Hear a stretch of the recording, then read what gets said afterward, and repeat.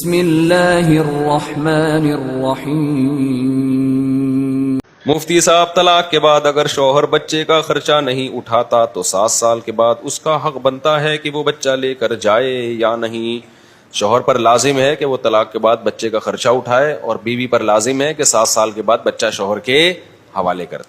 جب بچہ چھوٹا تھا تو ماں کے ساتھ رہے گا، باپ ملتا رہے گا۔ جب 7 سال کا ہو جائے گا تو باپ کے ساتھ رہے گا، ماں اس سے ملتی رہے گی۔ ہمارے ہاں ایسا نہیں ہوتا، جس کی لاٹھی اس کی بھینس، بس جس کا قبضہ ہو گیا وہی رکھتا ہے اس کو، یہ ظلم ہے۔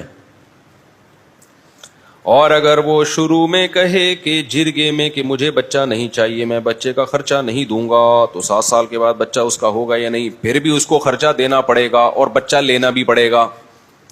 یہ آپشنل نہیں ہے کہ باپ بچے کو لینا چاہتا ہے کہ نہیں چاہتا، نہیں چاہتا تو بھی لینا پڑے گا اس کو۔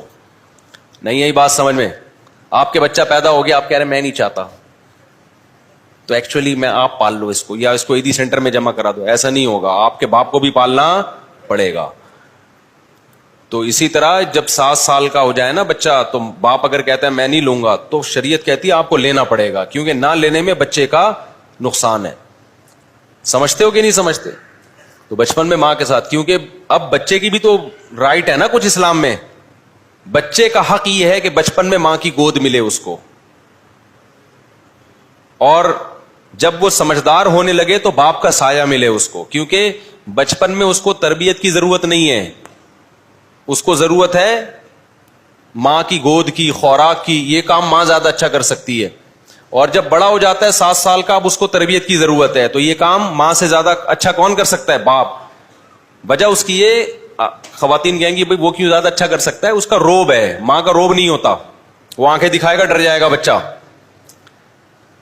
یہ جو ہے نا انگریز موٹیویٹ کرو بچوں کو، موٹیویٹ کرو، خالی موٹیویٹ نہیں ہوتا، آنکھیں بھی دکھانی پڑتی ہیں بچوں کو، روب بھی ہوتا ہے۔ تو باپ کا روب ہوتا ہے، اس کی آواز میں اللہ نے گرج رکھی، یوں کر کے آنکھیں دکھائے گا، انسان کا بچہ بن جائے گا۔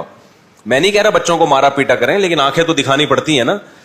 تو ہم نے دیکھا ہے کہ بچے بگڑ جاتے ہیں اگر باپ تربیت کی فکر نہ کرے، تو ماؤں کے حوالے کر دیتے، ماؤں کا روب نہیں ہوتا، تو بچے باغی بن جاتے ہیں، باپ کا روب ہوتا ہے۔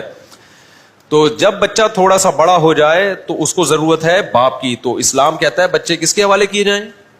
اور باپ کو زبردستی لینا پڑے گا، اس کے پاس یہ آپشن نہیں ہے کہ مجھے نہیں چاہیے، تو خرچہ بھی دے گا اور لے گا بھی، یہ دونوں کام اس کے ذمہ ہیں۔